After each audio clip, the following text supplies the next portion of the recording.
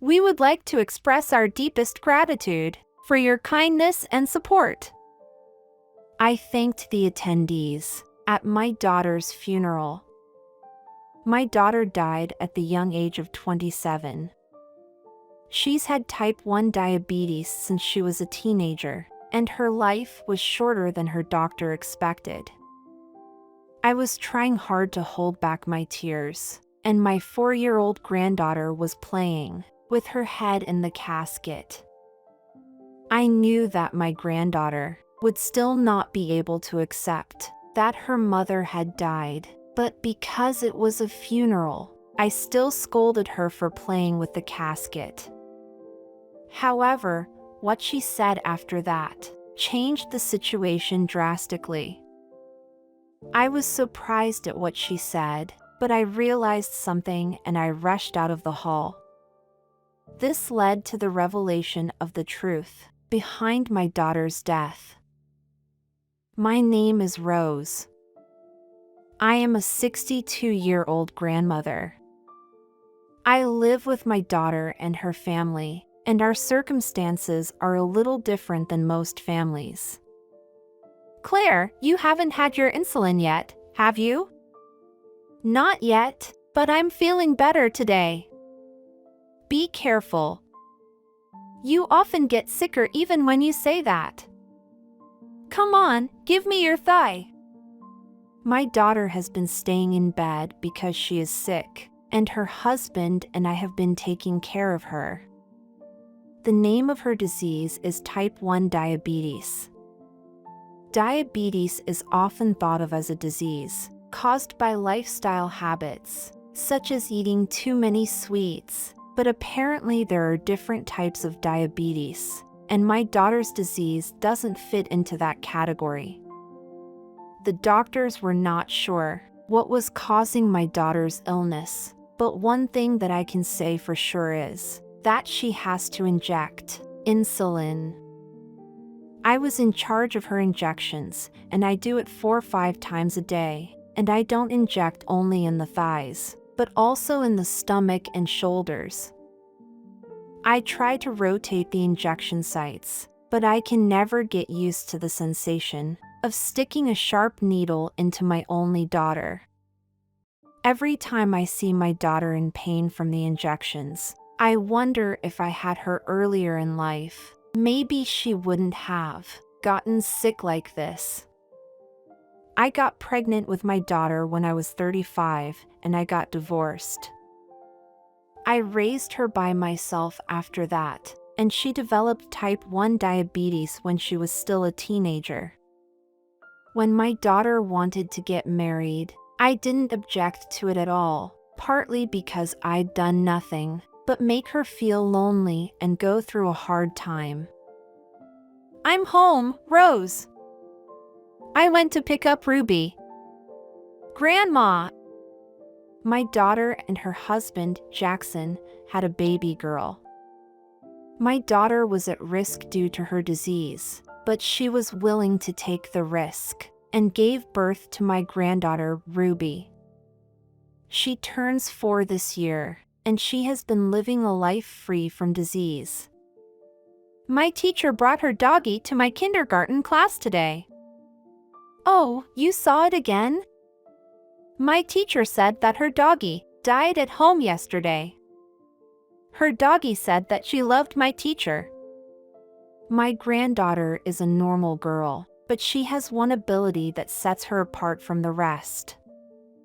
She can actually sense the thoughts and feelings of animals and people who have just passed away. At first, I was dismissing it as just an imagination of a small child, but as I heard similar stories over and over again, I realized that she can really sense the feelings of deceased animals and people. I thought it was a little creepy, but she always seemed to sense only the thoughts of the kind spirits, and she has never suffered any damage because of this ability. I adored my granddaughter, who is just a really energetic and cheerful girl apart from that, as a grandmother. However, every family has one or two things that can go wrong, and ours was no exception. "Rose, may I have a word with you?" That for me was my son-in-law, Jackson. "I've told you to put the used injection in a proper bag and give it to me, haven't I?" "Well, I was going to do that later." "What did you say? Are you making excuses?" I had a little trouble with my son-in-law. He is a pharmacist, and my daughter's illness was the reason why he met her. He is letting me live in his home, but he is a bit overbearing towards me. I know that he is considering my daughter's condition and safety for my granddaughter as a medicine expert, but I have a feeling that those words were being used as an excuse to vent his usual exasperation rather than as rebuke. "Ha, please be careful next time." When he finishes saying all that, he sighs deeply and leaves. I know that I just need to do better, but I don't like the sigh, as if he is disappointed. "I'm sorry, Mom. I don't think Jackson means to offend you." "I know. It's my fault for not being careful." My sick daughter says so, but I feel a little bit suffocated, being under one roof with my son-in-law. Then one day, "Rose, can I have a word with you?" I was a little defensive when my son-in-law called me out with the same remarks as usual. However, it wasn't a scolding that day. "I already told Claire, but I have to go out of the province for a while starting tomorrow. The injections you have aren't enough, so I'll give you more." I received the injectable medicines from my son-in-law, but I thought that this whole exchange was a little bit strange.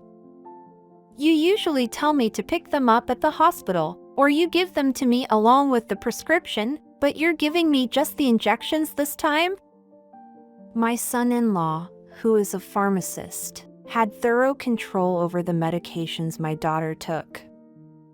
Even if I had a prescription from the hospital, let alone over-the-counter medications, he would not be comfortable unless he had me, who is administering the medicine, check it. "I'm busy this time, so you don't have to check the medicine, but please put the used injections in a proper bag and leave them in my room so Ruby won't touch them. Injections are a dangerous commodity, so please keep them under control." "I understand." I took the medications from my son-in-law and made sure to administer well as I was told.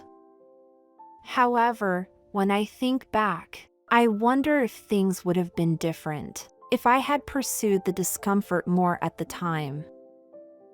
A few days after my son-in-law left the house, my daughter's condition began to worsen day by day. At first, I thought she was just not feeling well, but gradually, she became unable to even get out of bed, and I decided to discuss with my son-in-law. "Jackson, Claire doesn't seem to be feeling well. What should I do? Please calm down. Are you administering the medications I gave you properly?" "Yes, I'm doing as you told me." I still remember that there was a short pause before my son-in-law, who was on the other end of the phone, answered.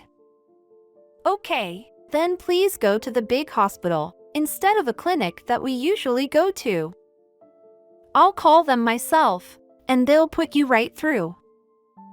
I took my daughter to a remote university hospital, just as my son-in-law told me to do. However, my daughter's condition was far more serious than I had thought, and the doctor told me that she had to be admitted to the hospital urgently. Of course, I told the doctor about my daughter's injections, but he told me that if the pharmacist gave me instructions, then I should follow them. I was giving my daughter the usual injections with the hope that she would get better soon. However, her condition worsened over the next few days, and she began to spend most of the day sleeping. "Mommy, are you in pain?" "I'm okay. I'll get better soon. Let's go play again." I watched from the sidelines as my daughter and granddaughter conversed, but that was the last time I heard her talk. In the middle of the night, the weakening of my daughter's body reached a dangerous level, and she never recovered from there and passed away at the age of 27. I cried with my shoulders shaking while I was holding my granddaughter. I became emotionally unstable and cried my eyes out whenever I remembered Claire unexpectedly. It seemed that the hospital staff called my son-in-law, and I was told that he changed his schedules and he would come back here in a few days. I regretted so intensely that I had given birth to my daughter with a body that could not defeat the disease, and I began to feel that I could not face my son-in-law, my granddaughter, and my daughter.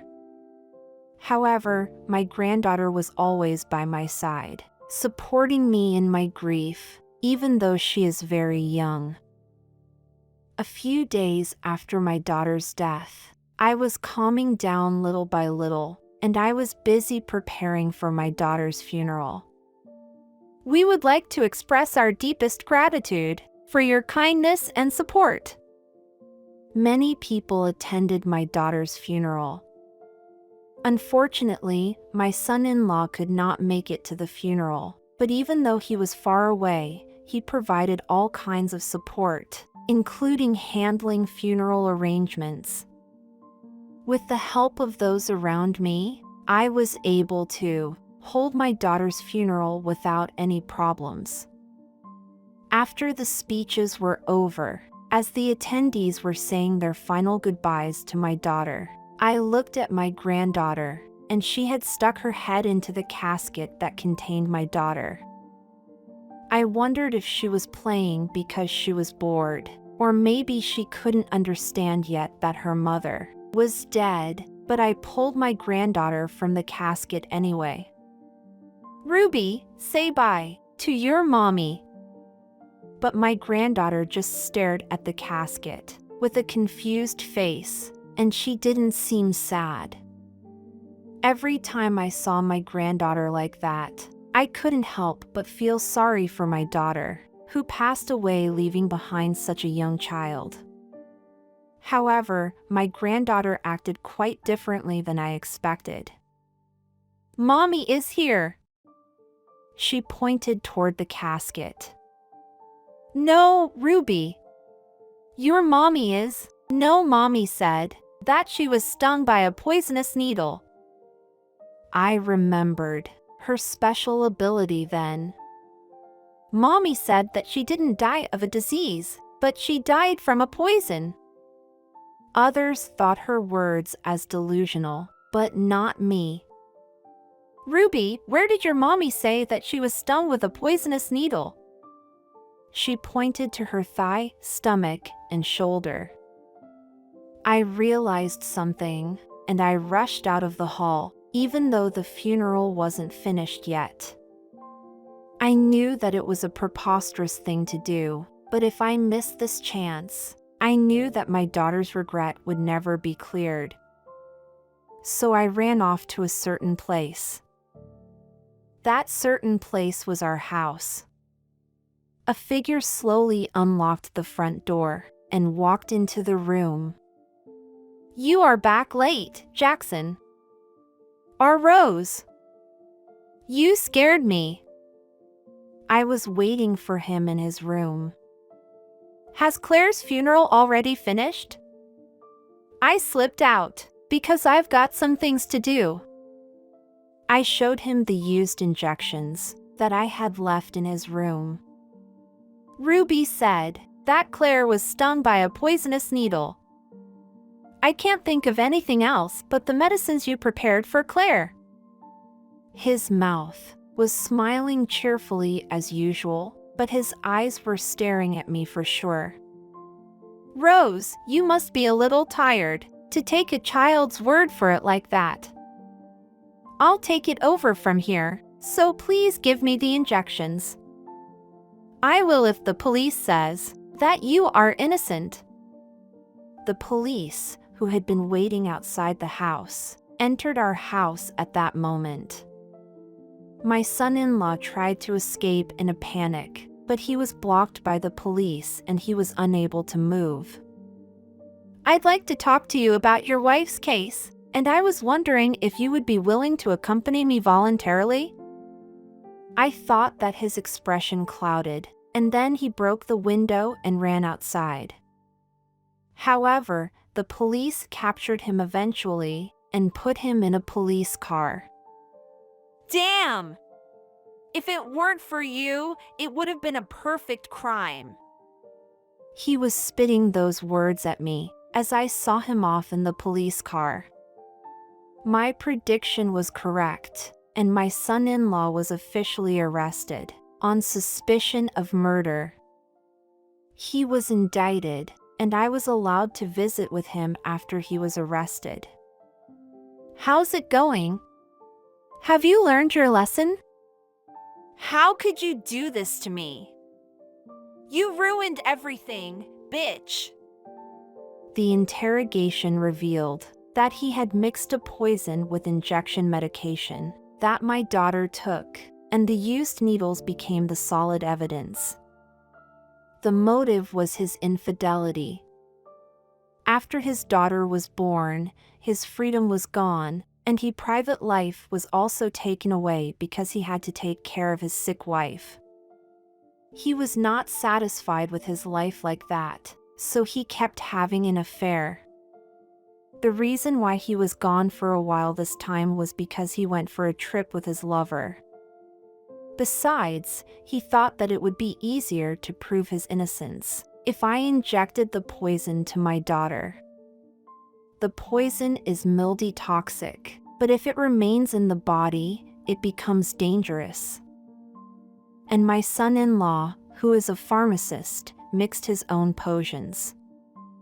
He thought that he didn't have to do anything with the dead body because it would be cremated anyway, and all that was left was to retrieve the used injection medicines, and his innocence would be proven.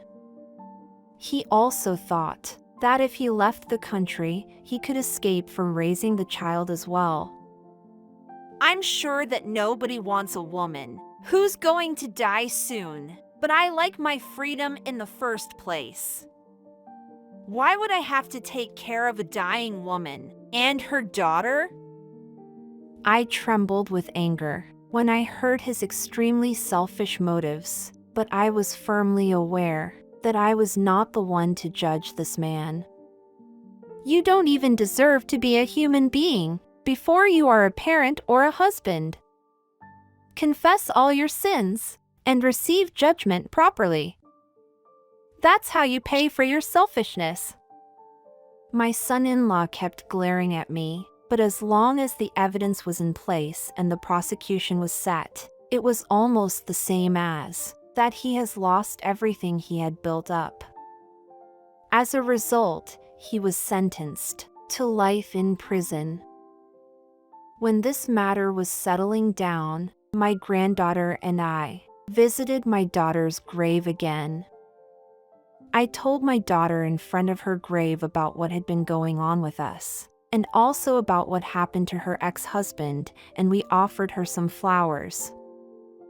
I closed my eyes, and I mourned my daughter who passed away at the young age of 27, and I wished her to rest in peace. After we came home, my granddaughter was looking for something in the closet. "What are you doing?" "Mommy said to open this when we get home." The thing that my granddaughter pulled out of the closet was an aluminum can as big as her two hands. It said to Ruby on its surface in my daughter's handwriting, The contents were a series of DVDs, all of which were video letters from my daughter to my granddaughter. My daughter didn't leave the messages only for her daughter's birthdays every year, but also for when her daughter is lonely, when she is having a hard time, when she is anxious, and when she does her best, etc. In the first DVD, she was talking about herself who is going to die before me, and her intention to entrust her daughter to me, not her husband. I'm sure that somewhere along the way, my daughter must have sensed that she wouldn't be able to watch her own child grow up, and she was desperate to leave something behind. I'm going to follow my daughter's example and do everything I can to help this girl. Even though I'm 62 years old, I'm taking care of my granddaughter as if she is my own daughter, and we are living peacefully.